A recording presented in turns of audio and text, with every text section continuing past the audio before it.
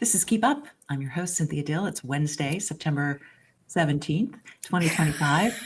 I'm in my Cape Elizabeth studio and pleased to have joining the show once again, Lisa Simeone. Welcome, Lisa. Thank you, Cynthia. Hi. It's sad. It's always a sad day. It seems like something sad is happening in the country, but I'm glad to talk to you and I'm glad we're having this conversation. I feel like working it out sometimes helps. And even though we're together online, at least there's actual dialogue between humans as opposed to what I'm starting to call anti-social media, which is all tweets. The last couple shows you haven't been on, and I just want to respond quickly to comments that I made in the last show, because initially, and this relates to the Charlie Kirk assassination, and then you and I are going to talk a little bit about some developments in Congress and around this transgender issue.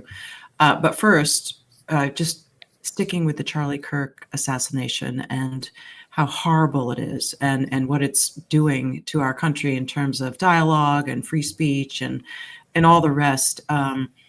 I said in the last show that it appeared that perhaps the media and the Trump administration was exploiting this sort of transgender issue and scapegoating trans people in casting aspersions on trans people, because what they said was messages related to transgender people on the casings that it turns out didn't particularly, reference transgender people. And so I said, we have to be truthful about this ideology that men can't be women, but we also have to be truthful about the facts when it comes to Charlie Kirk's assassination, and not scapegoat transgender people, that you can be opposed to transgender ideology without hating and wanting harm to be, caused against them. Well, as the facts unravel, it certainly appears that the transgender theme runs pretty strongly through the Charlie Kirk assassination. And it's so interesting to me because here he was, however you want to place him on the political spectrum. Yes, he's a Christian. He has Christian beliefs. He was also a big proponent of free speech, and he was ultimately punished for his speech by being killed. And now the response has been from the Trump administration to try to silence everybody from talking about it. So we're in this kind of terrible place in the country, but I'm glad you and I have the opportunity to talk. And I don't know, the trans theme runs pretty heavily through the Kirk assassination. What do you make of it? He did say, according to the statements by the governor and by the police, what is his name? I don't even want to say Tyler Robinson. Robinson. Thank you, Tyler Robinson. He did say in his note, and he did apparently tell the cops, at least as has been reported, that he was in a romantic relationship with this man who was in the process of, quote unquote, transitioning to a woman.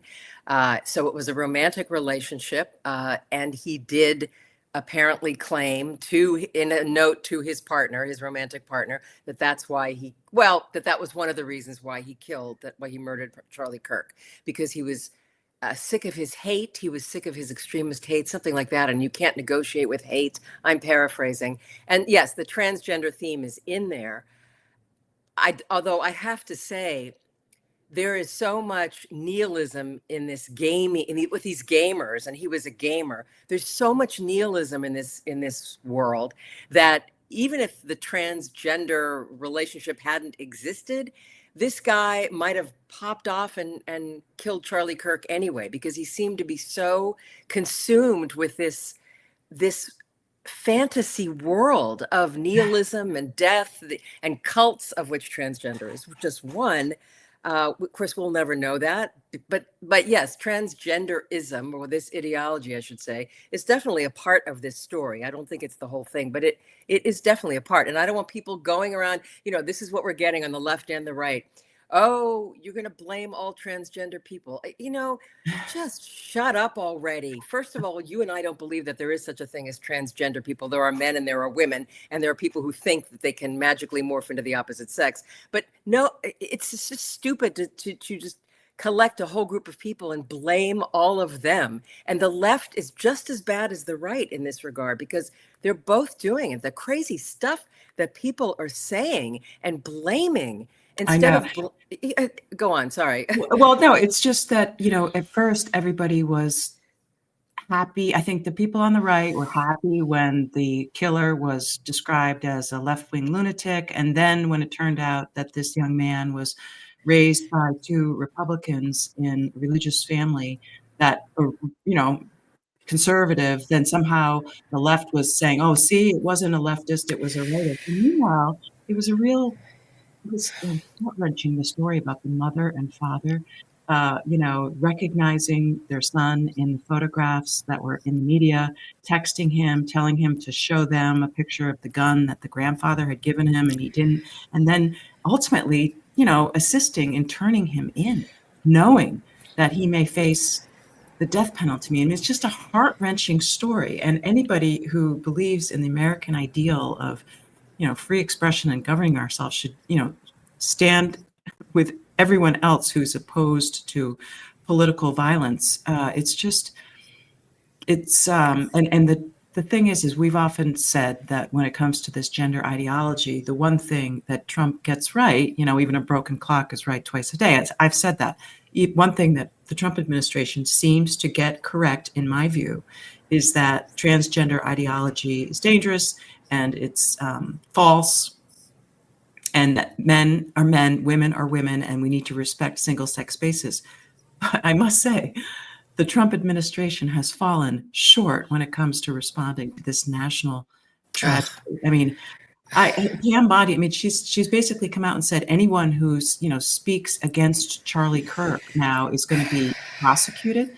So it's this crazy hypocrisy that, ultimately Charlie Kirk was killed because someone couldn't tolerate what he was saying. And now the response of the Trump administration is to be intolerant of what anyone has to say about it. I mean, I'm sickened by anyone who's celebrating Charlie Kirk's murder. At the same time, Yes. I mean, free speech is free speech, and you can't punish people for speech. Like Graham Linehan, right? I mean, he was arrested in England for speaking out. It's just we've got to get back. I mean, thank God we have the First Amendment, and Well, it's taking some hits, isn't it? The First yeah, Amendment is taking some hits, I would say, and from the left and the right. And I think it's a kind of McCarthyism 2.0 that we may be facing with the Trump administration saying it's going to go after, they use those words, going to go after liberal groups. But I have to point this out as a liberal, as a member of the tribe, the liberal tribe. The left is being hoisted by its own petard, because who started all the hate speech? And we want laws against hate speech, which is an inane term. I've always said it's inane. Speech is speech. The answer to speech you don't like is more speech, not less. So hate speech in and of itself is inane. And the whole hate crimes thing, I think, was ridiculous in criminal justice. That's another topic. It's the left that promoted this, though. The yeah. left did it. Liberals, my tribe, they're the ones who said speech is violence and we have to curb speech. This is what happens. And now their speech is going to be curbed. And And it's at so many, yeah, it's at so many levels. Like in academia, the liberal culture of academia is, you have to have safe spaces, because if God forbid someone hears something that is, triggering, then they're going to be harmed. It's like we've created this culture of people who can't tolerate debate, who don't know how to debate, who can't hear another point of view without feeling somehow personally offended. And you're right. I mean, I have been accused of hate speech because I've actually advocated for the material reality of the female sex. I mean, that's how far it's gone on the left. that's right. And that's why I said the left is being hoisted by its own petard. I have to say, when I heard the news, I was actually doing a diag conversation, Democrats for an Informed Approach to Gender. And we were talking when this news came up. I only had the vaguest notion of who Charlie Kirk even was at that last week. I knew that there was this thing called Turning Point USA. I knew it was a conservative group for young people. That is all I knew. I had never seen him speak. I had never heard him speak. I knew nothing. Since then, I've educated myself. And I've watched interviews that he did with people, including with feminist and lawyer Kara Dansky, who's also on our team against this transgender ideology. But also, I watched a whole episode, an hour-long episode of his show, where he had other people on, not just Kara Dansky, talking about all kinds of things. And I said, this guy was respectful, professional, reasonable, rational. He listened. He listened and he responded to what people were saying. And yes, he talked about his Christianity. That's okay. That's his right. I mean, it Yeah, doesn't that's what matter. How's religious that people okay? do. That's what they do. I mean, I'm an atheist, but what do I care? You have the right to believe whatever you want. God bless, so to speak. There was nothing in this whole hour that I watched him conduct these interviews. I was impressed by the fact that he was debating, which is what the First Amendment is about, which is what the principle of free speech is about. And again, liberals, damn it, shut up about it. If you don't believe if you think that there's such a thing as hate speech and you think that some people shouldn't be allowed to speak, you're a part of the problem. Absolutely. Just as much as people on the right who, the extremists on both ends. And I had friends who were looking on Blue Sky, which to me must be a cesspool. I've never been there. I've never looked at it, but I'm sure it's just an echo chamber. And they started with the conspiracy theorizing about he was a groyper. So I had to look up groyper. I kept saying, where's the evidence? I'm not saying it's impossible, but show me the evidence. But the left was just sure. No, he was even more conservative, and Trump wasn't conservative enough for him, and Charlie Kirk wasn't conservative enough, and so that's why he shot. And I kept saying, show me the evidence. This is just what you people want to believe. Right. Just like people on the right immediately wanted to believe it was a crazy left-winger, people on the left immediately wanted to believe it was a crazy right-winger. Where's the evidence? That's what you need to wait for. I really despair. I despair for what's happening in this country. Maybe this is a turning point. I don't know. I hope so. I mean, because as the evidence unfolds in terms of everyone's fascinated with the story, right? This is a fascinating story, even though it's like a bad car accident, you can't look away. The evidence is slowly trickling out about the investigation, and it is shining a light on this cesspool of, internet memes and people who are gamers and basically stuck in a proverbial basement. Well, you're going to get hate speech accusations next, because both of us are, because you're dissing gamers. Like, how dare we diss gamers? Well, and like play your game, but in terms of, I think people are getting educated about this furry community and how there's a connection between furries. It's essentially a fetish. If you're a furry, I guess you get sexually aroused and thinking of yourself as an animal. And it's similar to that AGP, which is when, a man is autogynephile. Yep. Aroused, I guess, by thinking and seeing himself dressed as a woman. So if anything, if this elevates people's level of consciousness about the dangers of normalizing these fetishes, I guess that's a positive. I mean, it's like the only silver lining I can possibly see. However, now to pivot a little bit, there's a little bit of a turning point, maybe a change in the wind down in Washington, and that's what I want to talk about now. Yes. You sent me a text, happy a little bit about some news coming out of Washington and oddly associated with the latest National Defense Authorization Act, which is a huge piece of legislation that makes its way through the system every year and ends up attracting a lot of things that are not defense related. But this recent National Defense Authorization Act included some amendments that are related to this transgender ideology and the path it's taking through our culture. So talk to me a little bit about what you know and your reaction to it. I'm going to just read this, just very brief, so people understand what we're talking about. On September 9th, Representative Nancy Mace, who's a Republican from South Carolina, announced several proposed amendments to the the fiscal year 26 National Defense Authorization Act. Four of these amendments pertain to protecting women and girls and the material reality of sex in the military. And then she goes, you can go to her website, but she explains what they all are. But basically it is protecting women and girls and the material reality of sex. And shockingly, 10, although that's been downgraded to 9 Democrats, but we were first informed that 10 Democrats voted for it, and I was in the House, and I just thought, are you kidding? How is this possible? But it turns out that there are 9, but still, that's better than nothing. And some of them actually spoke out. Some of them just voted present. It's better than voting no. So now it's going to be, what do they call it when it goes together between the House and the Senate and they iron out their differences? Oh, the Committee of Conference.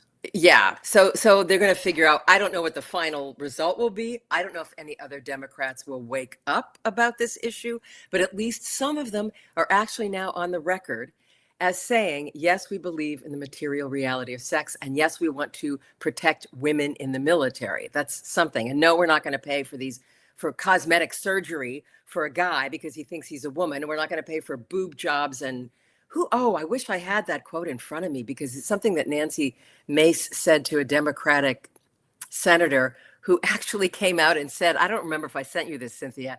This Democrat actually came out and said, yes, boob jobs. This is a quote. Yes, boob jobs and Botox and filler are important for gender transition. And yes, the taxpayers should pay for this. And Nancy Mace said, what the hell is wrong with you? Just like that. What the hell is wrong with you? And I have to agree. I mean, Nancy Mace and I don't agree on much of anything, but on this, I would have to say to that person, what the hell is wrong with you? So it blows my mind.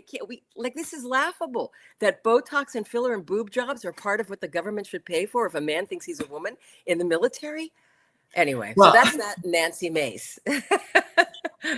I was glad that one of the Democrats who voted for these amendments to the National Defense Authorization Act that you just described, sponsored by Nancy Mace, is Jared Golden, who's running for his reelection in Maine's, Northern District. It's our second congressional district. And I think I discussed with you in a previous show that he's in a tight race because it's the district in Maine that voted for Trump and also reelected Golden, who's, he's a middle of the road. Some describe him as a conservative Democrat. He's a Democrat who I support because he really is an independent thinker. And when it comes to just some common sense issues, he goes against the grain of some of these liberal groups that are running things for the most part in Washington.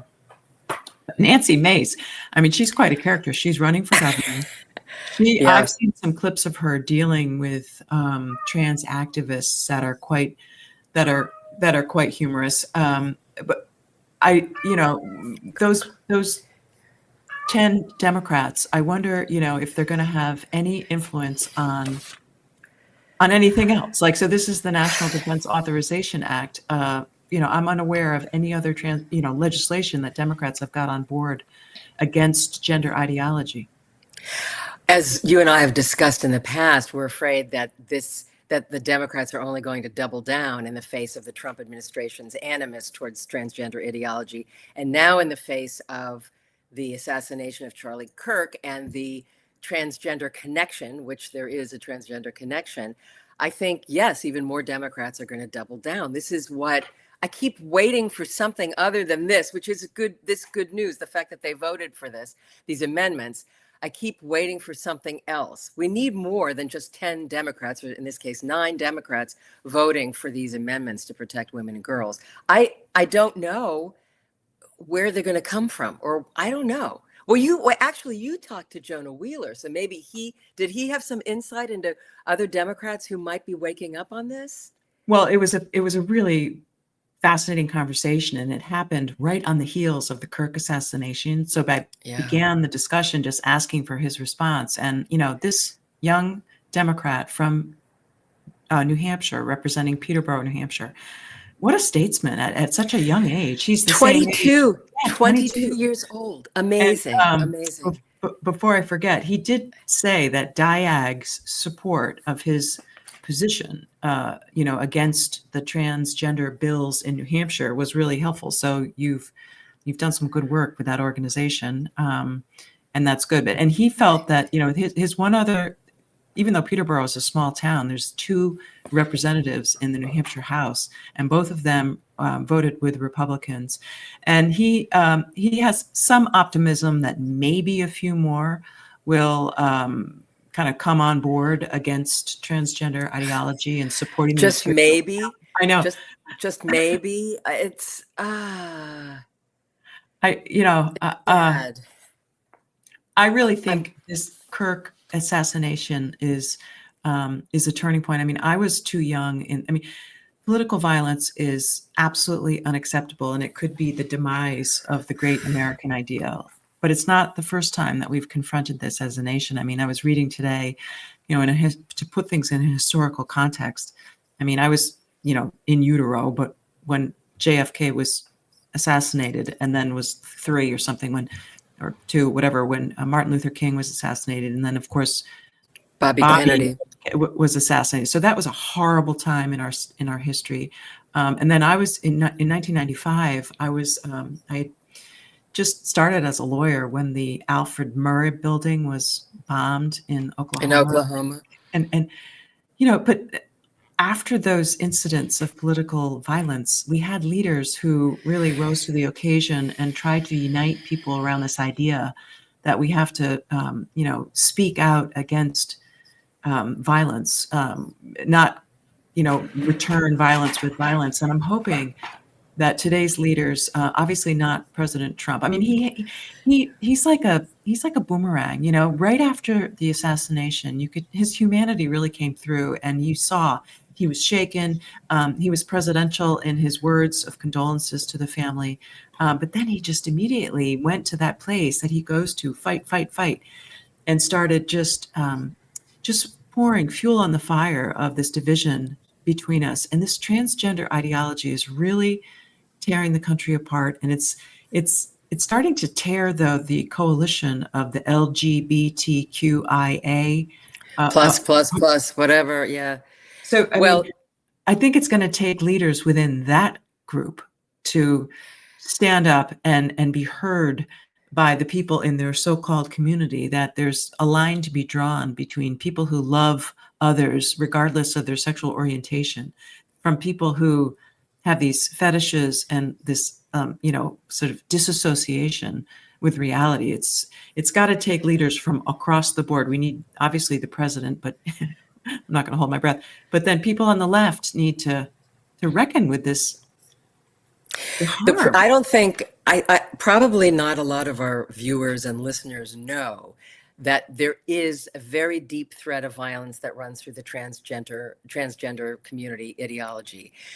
At protest demonstrations in the UK, in France, in Australia, in New Zealand, in the US, women, actual women like us who've gone to protest demonstrations, have been assaulted, have been physically assaulted, punched. One was given a concussion. I mean, Kelly J. Keane in New Zealand was mobbed. They almost killed her because we are sex realists and because we oppose this gender ideology. And it's the men, again, they're men who are pretending to be women who are assaulting the real women at these protest demonstrations. This is going on, and I don't see how it's going to get better. It's actually getting worse. When they hold up signs, kill TERFs, trans exclusionary radical feminists, for those who don't know what that term is. It's supposed to be a slur, but I've adopted it as a badge of honor. Kill all TERFs, punch a TERF today, TERFs are Nazis. This kind of stuff just does inflames emotions. It's not good. I'm not saying that they're not allowed to speak that, because I believe in free speech. And if you want to say that, you can say it. However, when you go to a protest demonstration and you carry a sign like that, that tells me where you're coming from. And it tells me I have to worry about my safety, because all the demonstrations I've ever been to in my life, hundreds of them, have all been peaceful.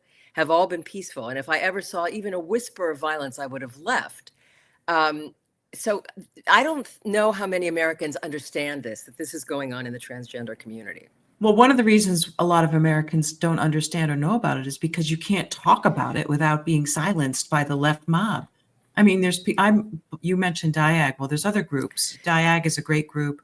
Kara Dansky is a great person to follow to keep informed about these issues. A group that I'm involved with locally is New England Women's Solidarity. And there are women in that group who have lost their job because they actually spoke the truth in an academic setting about the biological reality of women. And so, the left has to come to grips with accepting, free speech and accepting the reality of the violence within the transgender movement, like you said. So, there's another Democrat. I meant to mention her earlier. It doesn't have to do with the NDAA, but Senator Mazie Hirono of Hawaii, a Democrat, was questioning Kash Patel. I'm no fan of Kash Patel. Let me hasten to add, it's not my favorite guy by any means. And he's extremely arrogant and he's completely incompetent. But anyway, she was questioning him and she said, what is this business about? Gravely concerned. Those are as a direct quote that she said she was gravely concerned about the fact that female applicants to the FBI must demonstrate certain physical conditioning, right? Or so do men have to do that. But the women have to show they can do one pull-up. Okay. The men have to do 2 or 3. Pull-ups are incredibly hard. I think Oh, maybe some people know that. Okay. I no, can't do one. I can't do one So either. so the women have to do one. And Maisie Hirono said she was gravely concerned because men and women are physiologically different. And how can women be expected to do these harsh pull-ups, is the way she put it, harsh. And Kash Patel said they're not harsh and you should be able to do one. Okay. This is the same Maisie Hirono who voted against protecting girls, protecting girls and women in sports, protecting girls from having boys come on their teams. This is the same Maisie Hirono. But then she says in this hearing with Kash Patel, there are physiological differences between men and women. Which is it, Maisie? Which is it? Are men and women the same? Are trans women really women? This is a Democrat. Again, the reason I'm harping on this is we need to get our own house in order. It's very easy to cast aspersions on the other side and say, those Republicans, they're terrible, they're against free speech, they're idiots, they're extremists. You know what? Get your own house in order, people. Democrats, liberals, get your own house in order, and then you can criticize others. People who live in glass houses, right? Doesn't Right. everyone know that expression? This is why I think it's so important that we talk about these issues and just don't sit here and talk about how bad the Republicans are. What's the point of that? What I is know. that going to get? Well, so before I let you go, tell us a little bit more about this diag work that you're doing and how people can listen to these conversations that you're having. Yeah, we have several coming up. I don't have the exact dates in front of me because we have quite a lot coming up in October and November. But the next one that we're doing is with Kevin Waldman and Forrest Romm, Romm is her last name. And they're 2 researchers in the psychology department at Northwestern University in the graduate department. They're grad students. And they've been doing surveys about what students are afraid to express on campus, the opinions they're afraid to express and why, and what subjects they're afraid to talk about. So they have done these surveys. These surveys have been reported in the New York Times and The Economist, to name just 2 places.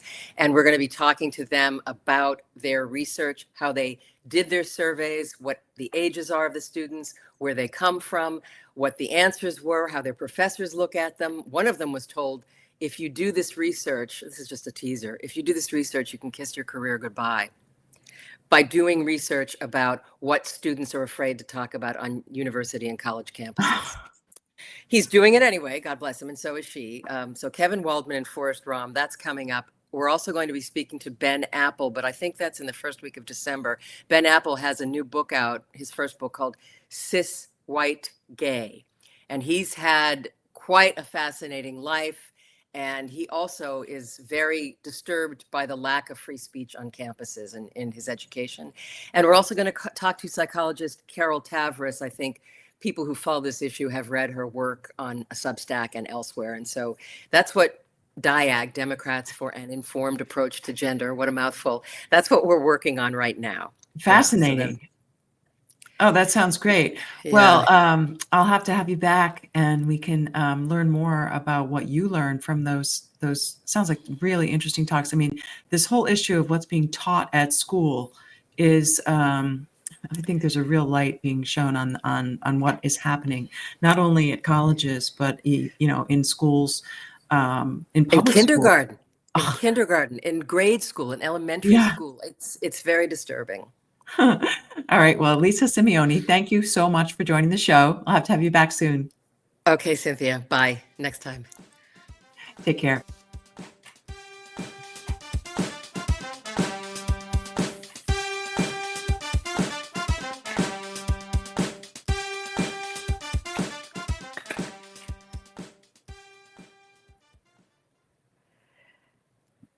Are we off?